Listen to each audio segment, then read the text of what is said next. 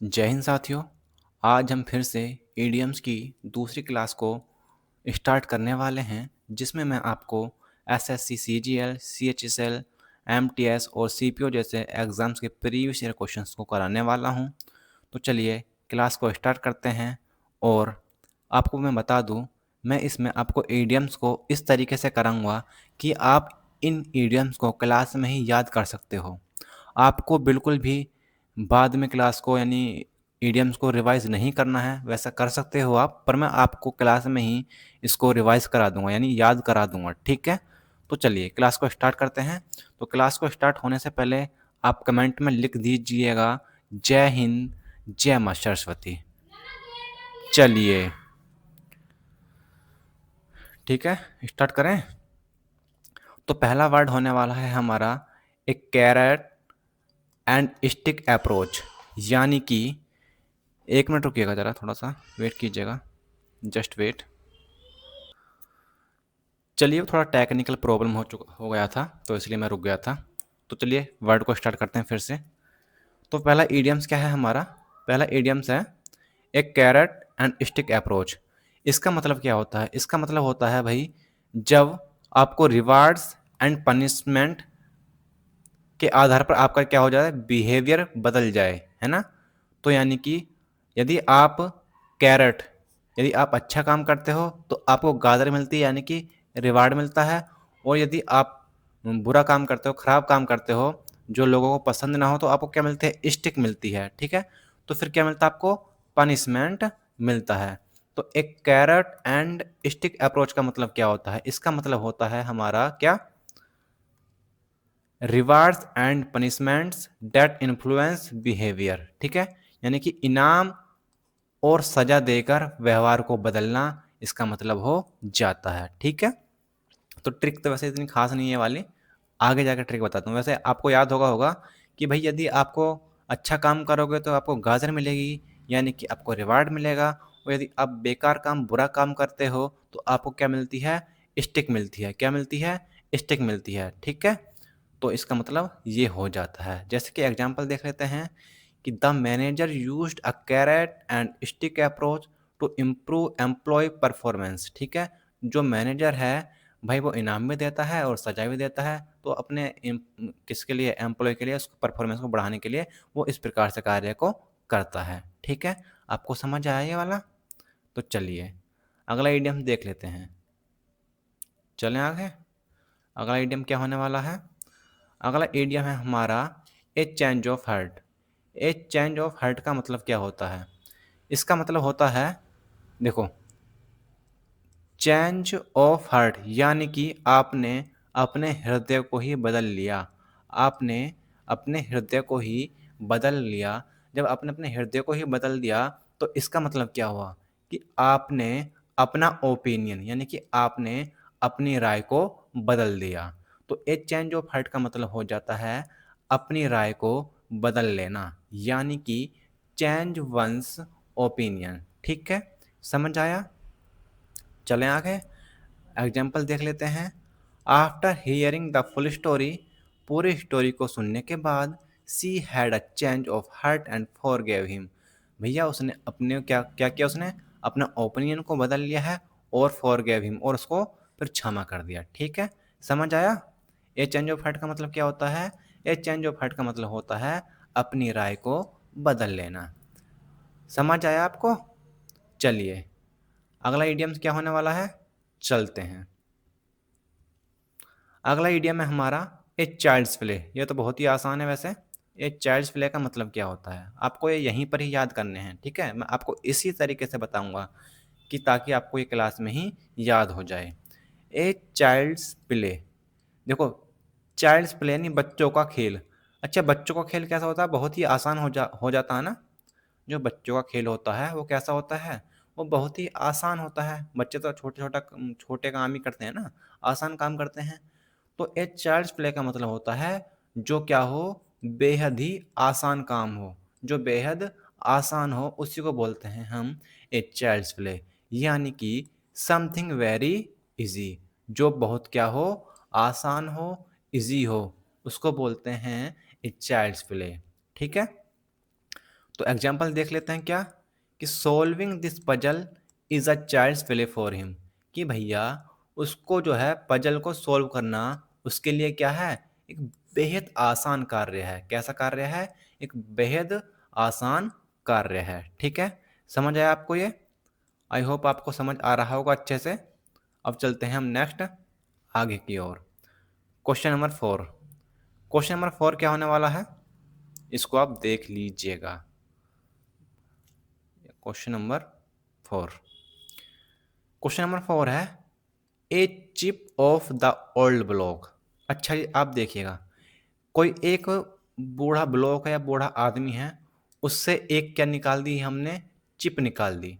भाई जब आपने ओल्ड ब्लॉक से यानी ओल्ड बूढ़े आदमी से या किसी भी चीज़ से जो बूढ़ा हो बेकार हो, है ना, उससे आपने चिप निकाल दी, तो उसका क्या मतलब हुआ भाई, आप उसी के जैसा कुछ ना कुछ निकालोगे ना।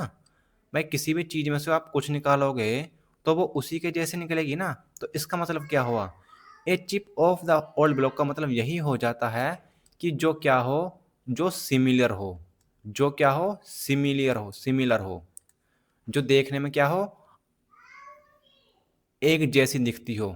ठीक है, तो इसका मतलब हो जाता है someone similar to their parents in character और बिहेवियर, जो अपने पेरेंट्स के करेक्टर और व्यवहार से क्या हो, सिमिलर हो, समान दिखता हो, उसी को बोल देते हैं हम a chip off the old block.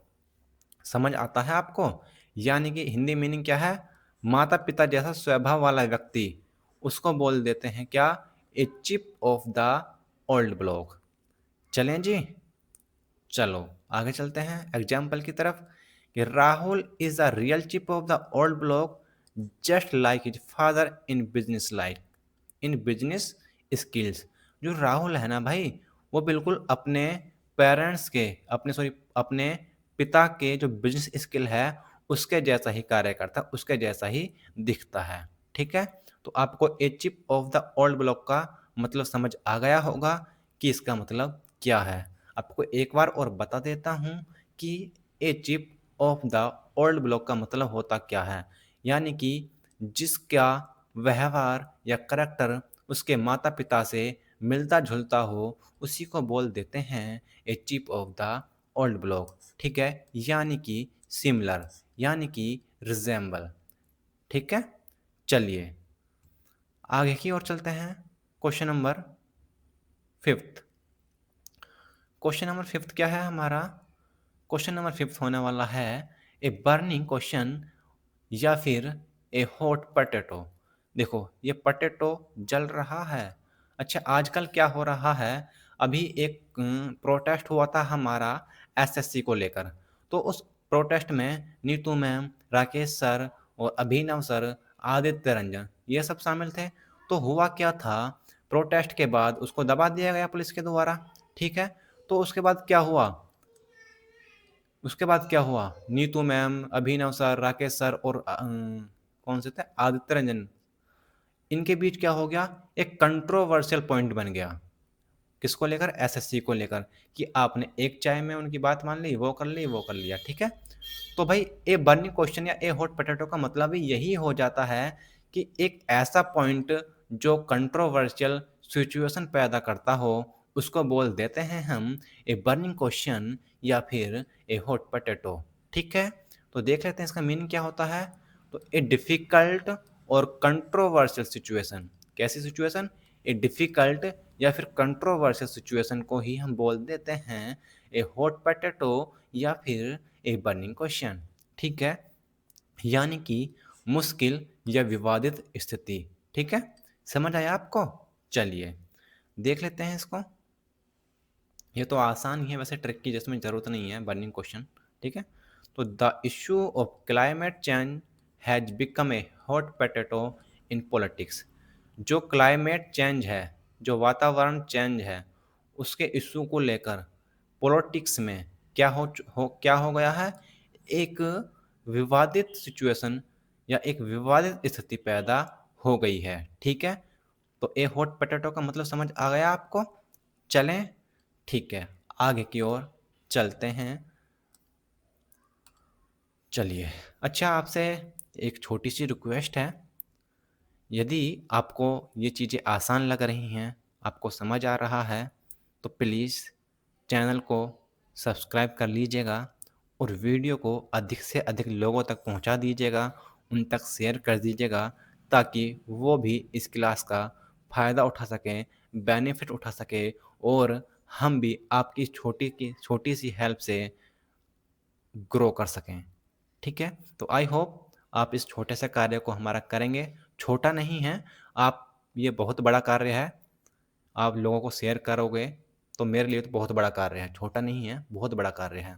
तो आई होप मेरी इस रिक्वेस्ट को आप एक्सेप्ट करोगे और लोगों तक इसको पहुँचाओगे, शेयर करोगे और आप भी चैनल को सब्सक्राइब करोगे। तो चलिए चलते हैं क्वेश्चन नंबर 6 की ओर। क्वेश्चन नंबर 6 क्या है? क्वेश्चन नंबर 6 है एक केक वॉक। अच्छा मुझे आप ये बताइए जो केक होता है जो केक होता है वो क्या होता है? बहुत ही मतलब सॉफ्ट होता है ना? केक जो होता है बहुत ही सॉफ्ट होता है, तो भाई उस पर चलना कैसा हो जाता है? बहुत ही आसान हो जाता है या फिर केक को खाना क्या हो जाता है? बहुत ही आसान हो जाता है। केक तो देखने में बहुत अच्छा लगता है, ठीक है? तो एक केक वॉक का मतलब यही हो जाता है जो बहुत ही आसान हो, उसी को बोल देते हैं हम एक केक वॉक यानी समथिंग वेरी ईज़ी जो बहुत ही क्या हो?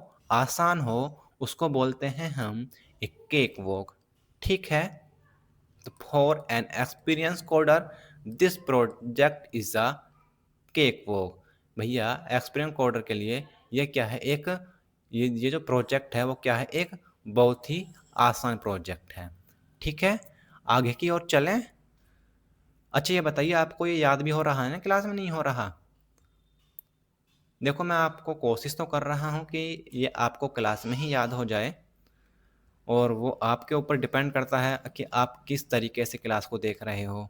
क्या आप सच में डेडिकेशन के साथ क्लास को देख रहे हो या नहीं? यदि आप डेडिकेशन के साथ क्लास को नहीं देख रहे हो, तो मैं नहीं भगवान भी आ जाए तो भी आप इस क्लास को नहीं याद कर सकते। तो आपसे रिक्वेस्ट है कि आप इस क्लास को बहुत ही डेडिकेशन के साथ देखें। ठीक है? चलें आगे की ओर? तो चलिए अगला क्वेश्चन को देख लेते हैं। अगला क्वेश्चन क्या होने वाला है? अगला क्वेश्चन है ए क्लोज सेव। ए क्लोज सेव का मतलब क्या होता है? देखो आपको इसी में इसका मतलब छिपा हुआ दिख रहा होगा। अच्छा जब आप कभी जो नाई होता है दाढ़ी बनाने वाला तो क्या होता है वहाँ पर जाते हो तो क्या अक्सर क्या होता है ना उसका ब्लेड लग जाता है या फिर आप उसके ब्लेड लगने से बच जाते हो तो एक क्लोज सेव का मतलब यही हो जाता है कि बाल बाल बचना एक क्लोज सेव यानी कि क्लोज मतलब बहुत ही नज़दीक सेव मतलब जो सेविंग करवाते हैं ऐसे वाली ठीक है तो आप उस तरह के लगने से बाल बाल बच जाते हो तो उसका मतलब क्या होता है बाल बाल बच जाना ठीक है तो एक क्लोज सेव यानी कि नैरो एस्केप फ्रॉम डेंजर यानी खतरे से बाल बाल बच जाना हम बोलते हैं एक क्लोज सेव ठीक है तो नैरो एस्केप फ्रॉम डेंजर को क्या बोल देते हैं एक क्लोज सेव यानी या फिर बोल दो एक क्लोज सेव को बोल देते हैं नैरो एस्केप फ्रॉम डेंजर ठीक है तो इसमें यही लिखा हुआ ट्रिक में कि सेव करते समय ब्लेड से बाल बाल बचना वो हो जाता है नैरो एस्केप ठीक है चलिए तो भाई एग्जांपल देख लेते हैं he had a close save in the road accident yesterday भाई वो जो है ना कल रोड एक्सीडेंट में बाल बाल बच जाता है क्या हो जाता है बाल बाल बच जाता है ठीक है समझ आया आपको ये आई होप आपको समझ आ रहा होगा और आप इस क्लास को इन इडियम्स को अपनी नोटबुक में नोट डाउन भी कर रहे होंगे ठीक है अगले क्वेश्चन की ओर चलते हैं अगला क्वेश्चन क्या होने वाला है अगला क्वेश्चन है एक क्लोज्ड बुक अच्छा ये बताइए किस किस की कहानी अभी क्लोज है किस किस की कहानी किस किस के रहस्य आपने अभी अपने घर वालों को नहीं बताए देखो मेरे घर वालों को मेरे रहस्य सब पता हैं मैं तो सभी के सामने ओपन बुक हूँ ठीक है ओपन बुक हूँ तो भाई एक क्लोज्ड बुक का यह मतलब यही हो जाता है जो चीज़ रहस्यमय हो यानी कि जो गुप्त हो यानी कि मिस्ट्री हो। तो ए क्लोज सेव का मतलब हो जाता है ए मिस्ट्री, यानी कि रहस्य। ठीक है भाई, जब आपकी किताब ही बंद होगी तो वो कैसी हो जाएगी? रहस्यमयी हो जाएगी। ठीक है, अब देख लेते हैं एग्जाम्पल कि his past life is a closed book to everyone, कि जो उसका बीता हुआ लाइफ है, बीता हुआ जीवन है, वो कैसा है सभी के लिए? एक रहस्यमय है। ठीक है, एक रहस्य है। ठीक है, समझ आया आपको? आई होप समझ आ रहा है। आगे की ओर चलते हैं और क्लास का आनंद लेते हुए चलते हैं, मजे के साथ चलते हैं। ठीक है, क्वेश्चन नंबर 9। क्वेश्चन नंबर 9 क्या है? देखो, एक क्लोज फिस्टेड पर्सन। अच्छा, कुछ लोग ऐसे होते हैं ना जो पैसों को मुट्ठी में बांध के रखते हैं, यानी वो बिल्कुल भी खर्च नहीं करते। ठीक है, यहाँ पर आप आइकन देख पा रहे होगे इस वाले चिन्ह को। तो एक क्लोज फिस्टेड पर्सन का मतलब यही हो जाता है कि जो व्यक्ति कंजूस होता है, जो पैसे को बिल्कुल खर्च नहीं करता, उसकी ज़रूरतें होती हैं फिर भी उन ज़रूरतों को पूरा नहीं करता, उसी को बोलते हैं हम एक क्लोज फिस्टेड पर्सन, यानी कि ए माइजर पर्सन। ठीक है, तो एग्जाम्पल देख लेते हैं कि he is so close fisted that he never donates money. भाई, वो इतना कंजूस है कि वह बिल्कुल भी पैसे को डोनेट नहीं कर सकता। ठीक है, समझ आया? एक क्लोज फिस्टेड पर्सन कैसा व्यक्ति होता है? एक कंजूस व्यक्ति होता है। क्लोज फिस्टेड पर्सन, कंजूस व्यक्ति। ठीक है, आगे की ओर चलें। चलिए आगे की ओर चलते हैं। Question number 10। क्वेश्चन नंबर 10 क्या होने वाला है? एक कोल्ड फिश। एक कोल्ड फिश का मतलब क्या होता है? एक कोल्ड फिश एक ऐसा व्यक्ति होता है जो अपनी बातों या अपनी फीलिंग्स को किसी के साथ भी शेयर ना करता हो, उसको बोलते हैं हम एक कोल्ड फिश। फिश कैसी? ठंडी। फिश ठंडी, बात ठंडी। फिश किस में रहती है? पानी में रहती है। तो पानी ठंडा होता है, तो उसकी बात भी कैसी होंगी? वो ठंडी होंगी, वो किसी को बताएंगे नहीं, यानी वो क्या है? अनफ्रेंडली है। तो भाई, एक कोल्ड फिश का मतलब यही हो जाता है जो किसी के साथ मित्रता के भावना नहीं रखता हो, जो अपनी बातों को या फीलिंग्स को किसी के साथ साझा ना करता हो, उसी को बोलते हैं हम एक कोल्ड फिश, यानी someone unfriendly who does not share emotions.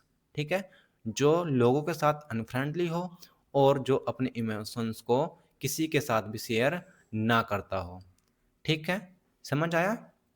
चलिए एग्जाम्पल को देख लेते हैं। He is a cold fish who rarely talks to anyone. भाई, वो तो इतना अनफ्रेंड है कि वो कभी कभार ही किसी से बात करता है, कि वो कभी कभार ही किसी से बात करता है। अच्छा, आप मुझे बताइए कि ये पॉजिटिव सेंटेंस है या नेगेटिव सेंटेंस है? आप बोलोगे कि ये तो नोट तो इसमें है नहीं कहीं भी, तो ये तो भाई पॉजिटिव सेंटेंस है। नहीं, ये पॉजिटिव सेंटेंस नहीं है, ये नेगेटिव सेंटेंस है। इसमें आ रहा है रेयरली, तो ये क्या हो जाता है? नेगेटिव सेंटेंस, कभी कभार, ना के बराबर। ठीक है, चलिए आगे की ओर चलें।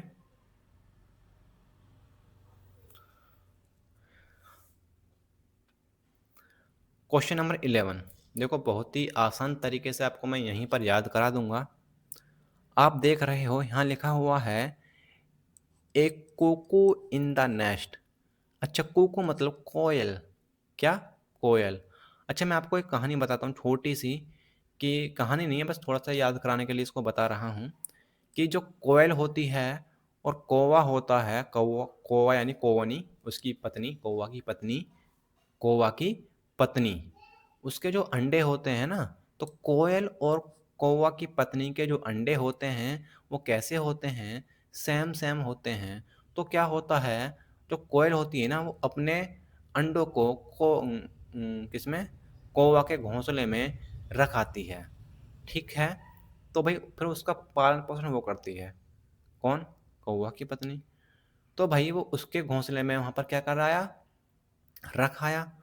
तो मतलब जान नहीं पहचान तो उसके उसमें रखा आया, तो मतलब कि वो बिन बुलाया मेहमान हो गया। तो कोयल कैसी हो गई? बिन बुलाए मेहमान हो गई। ठीक है, तो एक कुकू इन द नेस्ट का मतलब यही होता है कि अजनबी या अनचाहा व्यक्ति या फिर जिसको आप नहीं जानते हो, उसी को बोलते हैं हम एक कुकू इन द नेस्ट, यानी कि एन अनवेलकम इंट्रूडर। ठीक है, चलिए एग्जाम्पल देखें। एग्जाम्पल है the manager felt like a cuckoo in the nest in क्या in the nest in the new office. जो मैनेजर है वो नए ऑफिस में कैसा महसूस कर रहा है? अनफ्रेंड महसूस कर रहा है, या अनवेलकम महसूस कर रहा है, या फिर एक अजीब सा महसूस कर रहा है। ठीक है, तो एक कुकू इन द नेस्ट का मतलब ये हो जाता है। आगे की ओर चलें। चलिए जी, क्वेश्चन नंबर 12 क्या होने वाला है? क्वेश्चन नंबर 12 है एक कट एबव समथिंग। एक कट एबव समथिंग का मतलब क्या होता है? देखो, समथिंग मतलब चीज़ें, एबव मतलब ऊपर। तो जो दूसरों से बेहतर हो उसको बोलते हैं हम एक कट एबव समथिंग, यानी कि मतलब ऊंचा। एबव मतलब ऊंचा, जो किसी चीज़ों से ऊपर हो, बेहतर हो, सुपीरियर हो, उसी को बोलते हैं हम एक कट एबव समथिंग, यानी कि बेटर देन अदर्स या फिर सुपीरियर। दूसरों से श्रेष्ठ होने को बोलते हैं एक कट एबव समथिंग। ठीक है, तो एग्जाम्पल देखते हैं। क्या? हर performance is a cut above the rest. ठीक है, समझ आया आपको? हाँ जी, चैनल का नाम है माइंड स्प्रिंग एकेडमी। राइटिंग मेरी ऐसी है, न जाने कैसी। तो राइटिंग पर मत जाना, इसीलिए मैं आपको पीपीटी पर लिख कर लाता हूँ ये सब चीज़ें। और मैं इसको लिख किस पर रहा हूँ? पेन पैड पर लिख रहा हूँ। अभी हमारे पास इतनी सुविधाएं नहीं हैं कि हम डिजिटल बोर्ड ले आएँ। तो जब डिजिटल बोर्ड होगा तो मेरी राइटिंग थोड़ी सी सही हो सकती है। फिलहाल इतना ही। भाई इसको आप सब्सक्राइब कर लीजिएगा माइंड स्प्रिंग एकेडमी को, और लोगों तक शेयर कर दीजिएगा। ठीक है, माइंड स्प्रिंग एकेडमी। चलें जी आगे। Question number 13। भाई गर्मी ज़्यादा लग रही है, मैंने पंखा ऑफ करा हुआ है। तो इस क्योंकि फ़ैन मैंने इसलिए ऑफ़ किया हुआ है क्योंकि यदि मैं फ़ैन चला दूंगा तो इसमें आवाज़ ज़्यादा आएगी।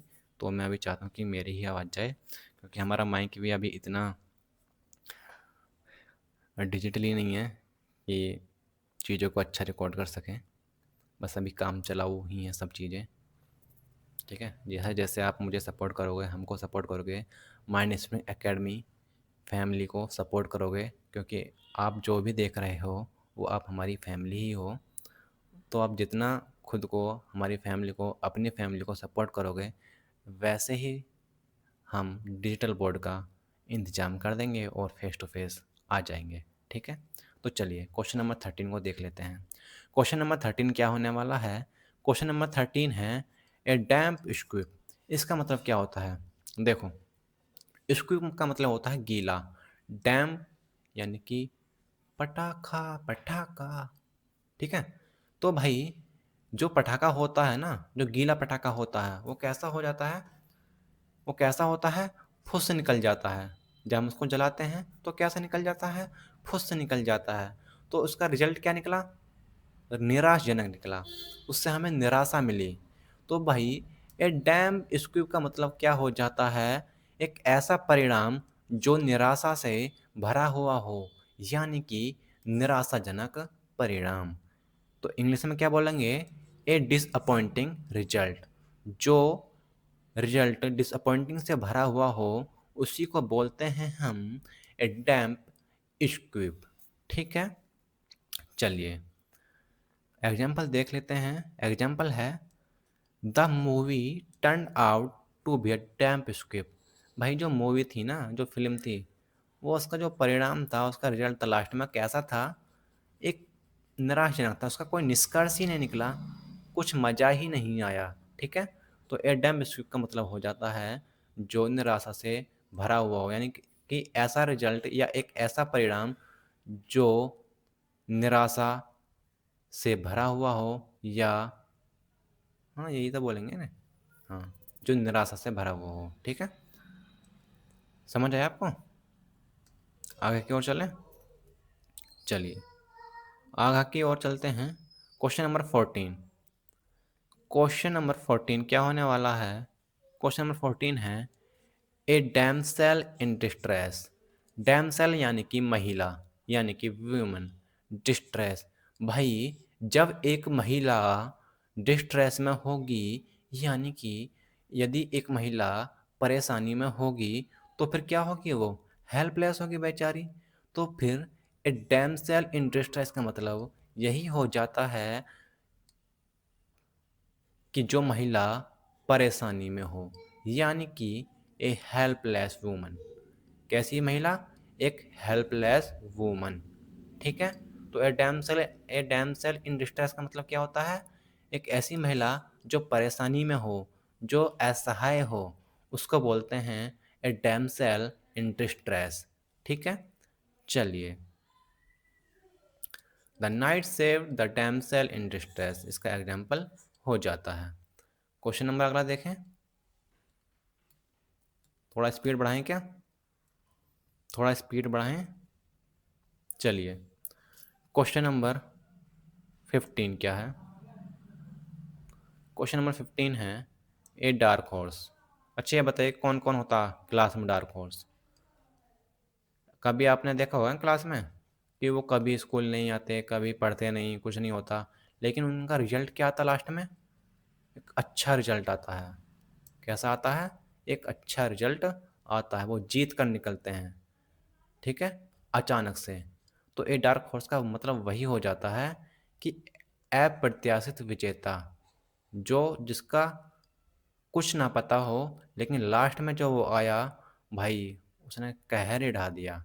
तो एन अनएक्सपेक्टेड विनर। तो ए डार्क हॉर्स का मतलब हो जाता है एक ऐसा विजेता जो अनएक्सपेक्टेड हो, जिससे कोई ऐसी आशा भी नहीं थी, लेकिन वो फिर भी जीत गया। उसी को बोलते हैं हम ए डार्क हॉर्स, यानी कि एन अनएक्सपेक्टेड विनर। ठीक है, तो the new player turn out to be the dark horse of the tournament. कि जो नया प्लेयर है वो तो भैया टूर्नामेंट में कैसा निकला? एक डार्क हॉर्स निकला। ठीक है, समझ आया आपको? चलिए आगे की ओर चलें।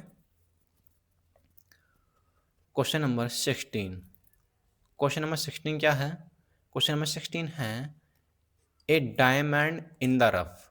अच्छा, आपने रफ रफ वाली कॉपी देखी है जो आजकल 20-30 रुपए की जो भी आती है, काले पेजों वाली?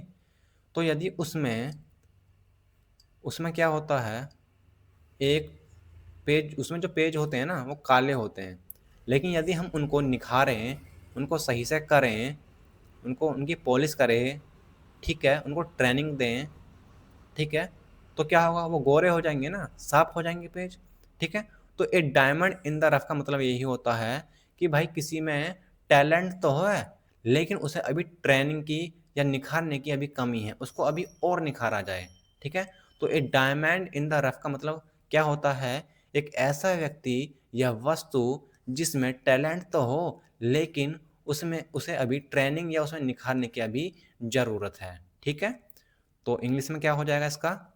समवन और समथिंग विथ पोटेंशियल और talent but lacking but lacking training और पॉलिश, यानी कि उसको अभी ट्रेनिंग की और निखारने की क्या है? ज़रूरत है। समझ आया आपको?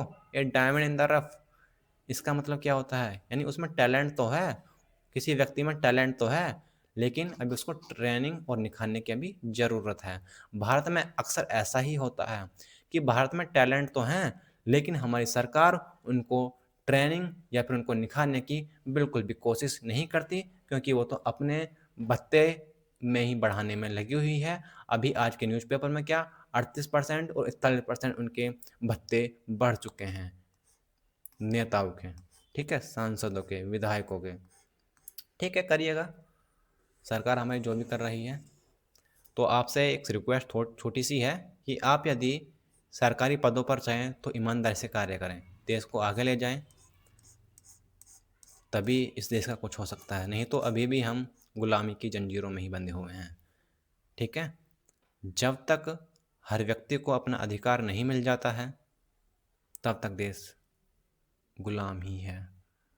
हमारे उन वीर सपूतों ने आज ही के दिन देश को आज़ाद कराया था 15 अगस्त 1947 को, लेकिन हमारी सरकारें जो कर रही हैं, टीचर्स को लाठी मार रही हैं, स्टूडेंट्स को खदेड़ के ले जाया जा रहा है, तो ये कहीं ना कहीं शर्मनाक है। तो जो भी मुझसे बच्चे पढ़ रहे हैं, मुझसे स्टूडेंट्स पढ़ रहे हैं, यदि वो किसी भी कार्य को करते हैं तो ईमानदारी के साथ करें, देश के हित में करें, किसी के दबाव में ना आए, अपनी आवाज़ को उठाएं। ठीक है, तो चलिए अगले क्वेश्चन की ओर बढ़ते हैं इसी के साथ। ठीक है, चलिए क्वेश्चन नंबर 17 क्या होने वाला है। क्वेश्चन नंबर 17 है a dime a dozen. A dime a dozen का मतलब क्या होता है? देखो, कुछ चीज़ें आपको दर्जनों में मिल जाएं, भर भर के मिल जाएं। कुछ चीज़ें आपको दर्जनों में मिल जाएं, भर भर के मिल जाएं, तो इसका मतलब क्या हुआ? यानी कम पैसों में कैसे मिल जाएं? वो दर्जनों में मिल जाएं, भर भर के मिल जाएं, तो फिर वो कैसा हो गया? उसकी कीमत कैसी है? बहुत ही ना के बराबर है। इसका मतलब वो बहुत ही कॉमन है, बहुत ही आम है। तो ए डाइम ए डजन का मतलब क्या हो जाता है? जो बहुत ही कॉमन हो या फिर जिसकी कोई पर्टिकुलर वैल्यू ना हो, जो कीमत न रखता हो, उसी को बोलते हैं ए डाइम अ डजन। यानी कि बहुत आम और जिसकी कोई खास कीमत ना होती हो, उसी को बोलते हैं ए डाइम अ डजन। ठीक है, तो good ideas are a dime a dozen in the tech world. समझ आया आपको? चलें आगे की ओर बढ़ें। मज़ा आ रहा है आपको? क्या आपको ये क्लास डेली मिलती रहनी चाहिए या नहीं? यदि आप चाहते हो तो कमेंट में ज़रूर लिख कर जाना, इस क्लास का रिव्यू देकर जाना। ठीक है, आगे की ओर बढ़ते हैं। Question number 18। क्वेश्चन नंबर 18 क्या होने वाला है? क्वेश्चन नंबर 18 है ए डॉग्स ब्रेकफास्ट। भाई, कुत्ते का जो ब्रेकफास्ट होता है वो कैसा होता है? उसमें कुछ भी मिला दो, वैसे ही कुछ भी फेंक दो, है ना?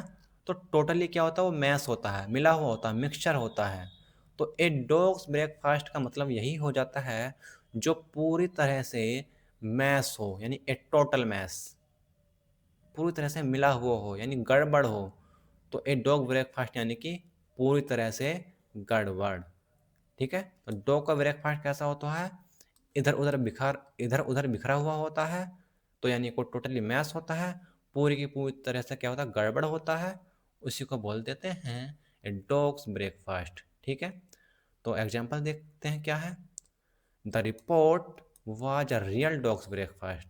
जो भाई जो रिपोर्ट है ना, वो कैसी है? वो टोटली मैस है, यानी कि वो रिपोर्ट बिल्कुल गड़बड़ लगती है, वो अच्छी नहीं है। ठीक है, समझ आया आपको? आगे की ओर चलें। Question number 19। क्वेश्चन नंबर 19 क्या है? क्वेश्चन नंबर 19 है ए डॉग्स लाइफ। ए डॉग्स लाइफ का मतलब क्या होता है? अच्छा, कभी आपने कुत्तों वाली जिंदगी जी है? कुत्तों वाली जिंदगी मतलब यानी आप उसमें दुखी हो, आपकी स्थिति बहुत ही नाजुक चल रही है, कुत्तों जैसी ज़िंदगी बन गई है। बोलते हैं ना अक्सर ऐसा, यार मेरी तो ज़िंदगी बिल्कुल कुत्तों जैसी हो गई है। अभी आप देख रहे हो ना, हमारी सरकारें क्या कर रही हैं? स्टूडेंट्स बेचारे बेरोजगारी के लिए तरस रहे हैं, वो सड़कों पर उतर रहे हैं, तो उनकी ज़िंदगी कैसी हो गई है? बिल्कुल माइजरेबल हो गई है, अनहैप्पी हो गई है, संकट से भरी हुई है, परेशानियों से भरी हुई है। तो ए डॉग्स लाइफ का मतलब होता है एक ऐसी ज़िंदगी या एक ऐसा जीवन जो कठिनाइयों से भरा हुआ हो, दुखों से भरा हुआ हो और परेशानियों से भरा हुआ हो। उसी को बोलते हैं ए डॉग्स लाइफ, यानी कठिन और दुखी जीवन। कुत्ते जैसी कठिन ज़िंदगी यानी कि माइजरेबल लाइफ। ठीक है, एग्जाम्पल आप देख सकते हो, इसमें लिखा हुआ है, आपको ये समझ आ गया होगा। अब आगे की ओर बढ़ते हैं। Question number 20। क्वेश्चन नंबर 20 क्या है? ए ड्रॉप इन अ बकेट। अच्छा, बकेट यानी कि बाल्टी। भैया इस बाल्टी में, एक बड़ी बाल्टी में एक ड्रॉप डालती बस, सिर्फ एक ड्रॉप। तो ए ड्रॉप इन अ बकेट का मतलब यही हो जाता है क्या, कि बाल्टी में पानी की एक बूंद यानी कि बहुत ही कम, यानी जिसकी क्वांटिटी बहुत ही कम हो, उसी को बोलते हैं a drop in a bucket. तो इंग्लिश में क्या मीनिंग है इसका?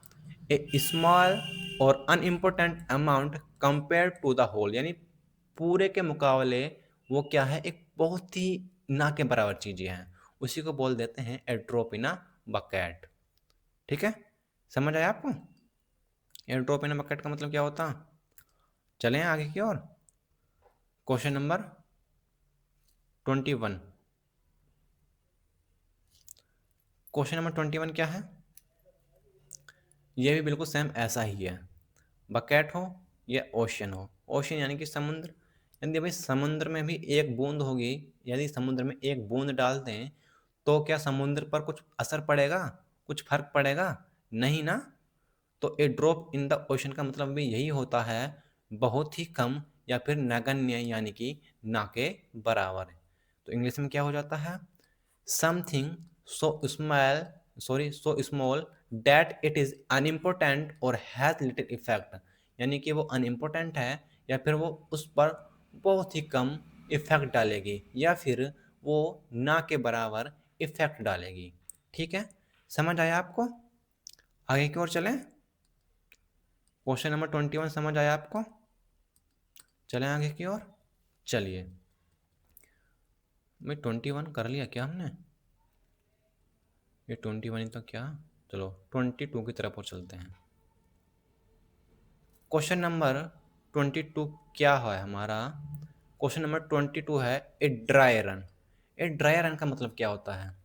ए ड्राई रन का मतलब होता है किसी भी कार्यक्रम को या किसी भी कार्य को करने से पहले जो प्रैक्टिस की जाती है, उसी को बोलते हैं हम ए ड्राई रन। अभी क्या हुआ था, जब हमारा ऑपरेशन सिंदूर हुआ था तो हमने क्या किया था? हमने रिहर्सल किया था, हमने ड्राई रन किया था। कैसे? कि भाई आज हम सभी के हमारे ये मतलब चेक किया जाएगा कि जो हमारे सायरन बजेंगे सभी कहाँ पर, डिस्ट्रिक्ट्स में। तो भाई पाकिस्तान सोच रहा था कि अभी तो वहाँ पर रिहर्सल चल रहा है, अभी अटैक नहीं होगा। तो हमने क्या किया? हमने अटैक कर दिया। उसको किसके बहकावे में रखा? उसको रिहर्सल के बहकावे में, ड्राई रन के बहकावे हमने उसको रखा। ठीक है, तो ए ड्राई रन का मतलब क्या होता है? किसी भी कार्य को करने से पहले जो प्रैक्टिस की जाती है, उसी को बोलते हैं ए ड्राई रन। या फिर आप देखते हो कि जो परेड होती है दिल्ली में, वो क्या होती है? रिहर्सल होती है। ठीक है, तो ए ड्राई रन का मतलब ए रिहर्सल। ठीक है, चले आगे की ओर। क्वेश्चन नंबर 23 की ओर चलते हैं। क्वेश्चन नंबर 21 क्या है? A fish out of water. A fish out of water का मतलब क्या होता है? इसका मतलब होता है, यदि देखो, आप देखो, एक फिश को आपने पानी से बाहर निकाल लिया, तो भाई वो कैसा महसूस करेगी? अनकंफर्टेबल महसूस करेगी, असहज महसूस करेगी, कठिनाई में आ जाएगी ना वो, अच्छा नहीं लगेगा, बेचारी मर जाएगी वो। तो भाई a fish out of water का मतलब क्या होता है? उसका मतलब होता है एन अनकंफर्टेबल पोजीशन, यानी कि असहज स्थिति। ठीक है, समझ आया आपको? आगे की ओर चलें। A fish out of water का मतलब समझ आया क्या है? एक ऐसी स्थिति जो अनकंफर्टेबल हो। ठीक है, चलें आगे की ओर। Question number 24। क्वेश्चन नंबर 24 क्या है? A flying visit. A flying visit यानी कि, अच्छा आप भी बताइए, जो हमारे एरोप्लेन होते हैं, ये जहाज होते हैं या हेलीकॉप्टर होते हैं, वो हमारी जो विजिट है, यात्रा है, उसको कैसा कर देते हैं? बहुत ही शॉर्ट कर देते हैं, वो बहुत ही जल्दी पहुंचा देते हैं। तो भाई ए फ्लाइंग विजिट का मतलब क्या हो जाता है? एक ऐसा दौरा जो बहुत ही छोटा हो, यानी कि ए वेरी शॉर्ट विजिट। कैसा विजिट? बहुत ही छोटा, शॉर्ट। ठीक है, समझ आया 24? क्या है 24? ए फ्लाइंग विजिट का मतलब बहुत ही छोटा दौरा। चलें 25 की तरफ। क्वेश्चन नंबर 25 बहुत ही इंपॉर्टेंट है ये। Burn bridge. बर्न ब्रिज का मतलब क्या होता है? भाई आपने पुलों को जला दिया। पुल जो होते हैं, ब्रिज होते हैं, यदि आपने उनको जला दिया तो फिर आप आगे नहीं जा पाओगे, वापस नहीं जा पाओगे। ठीक है, तो बर्न ब्रिज का मतलब ये हो जाता है कि ऐसा संबंध तोड़ना जिससे वापस जाना क्या ना हो, संभव ना हो। तो to end a relationship in a way that you can't go back, कि आप अब उससे वापस नहीं जा सकते। अक्सर होता है ना, लड़की लड़के गर्लफ्रेंड बॉयफ्रेंड होते हैं तो उनके बीच क्या हो जाता है, ब्रेकअप हो जाता है। कुछ वापस चले जाते हैं, कुछ नहीं जा पाते, कुछ का पैचअप हो जाता है दोबारा से, है ना। तो भाई जिसका पैचअप नहीं हो पाता है तो वो बोल सकते हैं कि भाई मेरा तो बर्न ब्रिज से अब मैं वापस नहीं जा सकता, बिल्कुल मेरा बिल्कुल ख़त्म हो चुका अब तो वहाँ क्या यूज कर सकते हैं हम, बर्न ब्रिज। समझ आया? तो मेरे साथियों, मेरे भाइयों और बहनों, मेरे प्यारे छात्रों, ये क्लास यहीं तक है। आज मैं 25 क्वेश्चंस कराए हैं। मैं आपको डेली 25 ईडियम्स कराऊंगा, ठीक है। जब तक एसएससी और सीडीएस का एग्ज़ाम नहीं होता है, डेली आपको मैं 25 ईडियम्स कराऊंगा, सिनोनियम कराऊंगा। लगभग लगभग मैं आपको दिन में 2 या 3 वीडियोस अपलोड करूंगा, ठीक है, डेली। ठीक है, आप जल्दी से जल्दी सब्सक्राइब कीजिएगा। जैसे ही मेरे 50 सब्सक्राइबर होते हैं मैं लाइव ही आना शुरू हो जाऊंगा, ठीक है। तो आई होप ये काम पूरा कर दोगे और आप इसको अच्छे से पढ़िए, एक दो बार रिवाइज कर लीजिएगा, आपको ये हमेशा के लिए याद हो जाएगा, ठीक है। और आपको एक इन्फॉर्मेशन दे दूँ, चैनल पर, माइंड स्प्रिंग एकेडमी ही चैनल पर, वो जो हमारा वो है क्या, ज्योमेट्री के कॉन्सेप्ट हैं सारे के सारे डिटेल में, वो वीडियो अपलोड हो चुकी है। वहाँ जाकर आप उस वीडियो को देख सकते हैं, उसको आनंद ले सकते हैं, अच्छे से कॉन्सेप्ट को समझ सकते हैं, ठीक है। तो उस वीडियो को ज़रूर देखिएगा, बहुत ही आपके लिए यूजफुल होगी। तो चलिए मिलते हैं आपसे नेक्स्ट वीडियो में, नेक्स्ट क्लास में। तब तक के लिए जय हिंद, जय भारत, और कमेंट में लिख दीजिएगा आप जय हिंद, जय माँ सरस्वती।